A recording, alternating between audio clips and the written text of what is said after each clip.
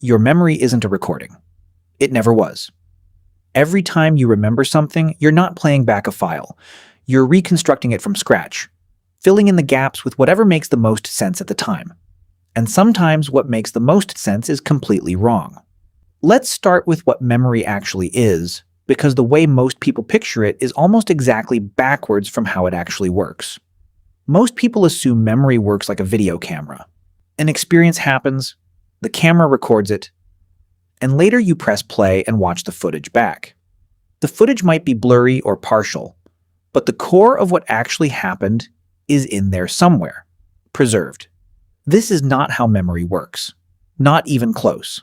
Memory is a reconstruction. Every time you remember something, your brain is actively rebuilding the event from fragments. Some real, some borrowed, some quietly invented to fill the gaps. The hippocampus, the brain's memory formation engine, doesn't store experiences whole. It stores the component pieces, the emotion, the location, the faces, the sensory details, scattered across different regions of the brain. When you remember, the brain retrieves and reassembles those pieces in real time, stitching them together into something that feels like a continuous, accurate replay. But the stitching process is where things go wrong, because your brain doesn't just reconstruct what was there, it reconstructs what it expects should have been there, based on everything you've learned and believed since the original event. Every time you revisit a memory, you subtly update it.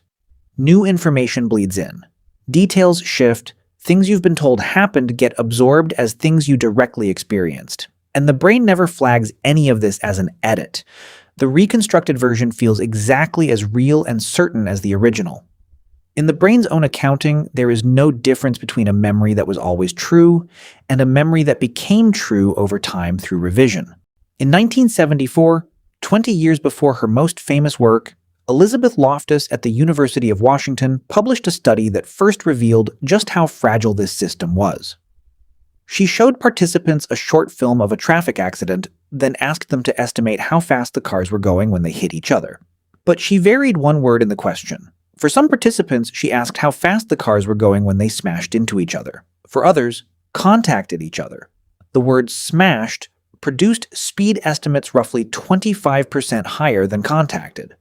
1 week later, participants who'd been given the smashed question were significantly more likely to report having seen broken glass in the film, even though there was none. A single word, inserted after the fact, had quietly edited what people remembered seeing with their own eyes. In 1994, Loftus took this further. Working with her student Jacqueline Pickrell, she gave adult participants a booklet containing 4 childhood memories, 3 of which were real and provided by family members, and 1 of which was completely fabricated. The fake memory was always a variation of the same scenario. As a young child, the participant had become lost in a shopping mall, had been frightened and upset, and had eventually been helped by an elderly stranger, before being reunited with their family. None of it had happened. Here's what they found. About 25% of participants not only accepted the false memory as real, they elaborated on it. They added specific details Loftus had never provided. The color of the stranger's jacket, what their mother's face looked like when she found them, the smell of the mall's food court. Memories manufactured in complete detail, assembled entirely by the participant's own brain around a seed that was never real to begin with. So what's actually happening inside the brain that makes this possible? When a plausible-sounding account of an event is introduced into a person's mind, especially by a trusted source, especially with specific details, especially repeatedly, the brain begins treating that account as a partial retrieval. It starts filling in the rest from imagination, from related real experiences, and from general knowledge of how that kind of event usually unfolds. Over repetition, the imagined details become indistinguishable from perceived ones. The brain has no internal timestamp, no metadata field that marks a given memory as real versus constructed. It only knows what it retrieved and how confidently it retrieved it. But here's where it gets stranger. In a series of later studies, Loftus and her collaborators demonstrated that false memories don't stop at benign childhood scenarios. In 2015, psychologist Julia Shaw and her colleague Stephen Porter at the University of British Columbia ran a study that pushed the boundaries of what most people assumed possible. They convinced 70% of their participants that they had committed a crime as a teenager, not a vague moral failing, an actual crime, assault, theft. In several cases, participants came to believe they had committed the crime with police involvement, providing detailed accounts of the officers who questioned them, the emotions they felt, and the specific location where the incident occurred. None of it had happened. The participants had been interviewed 3 times over 3 months, each time with a researcher gently probing and encouraging them to remember. By the 3rd interview, the memories were vivid, specific, and completely real to the people who held them. Shaw's study was hard to dismiss because of how specific the false memories became. Not everyone is equally susceptible to false memory implantation. People with higher working memory capacity, stronger source monitoring ability, the cognitive skill of tracking where a piece of information actually came from, are measurably more resistant to having false memories planted. Children are more susceptible than adults. Suggestive questioning under pressure produces more distortion than neutral conversation. The conditions in these experiments are deliberately optimized to produce the effect. Real life is messier and more varied. But real life also contains something these experiments deliberately left out: time. Every time you've retold a story about your own life, every time you've watched a family video and then incorporated what you saw on screen into what you remember being there, every conversation with someone who remembered the same event differently, all of it has been quietly editing the file. And the file itself doesn't know it's been edited. This has real consequences far beyond the laboratory.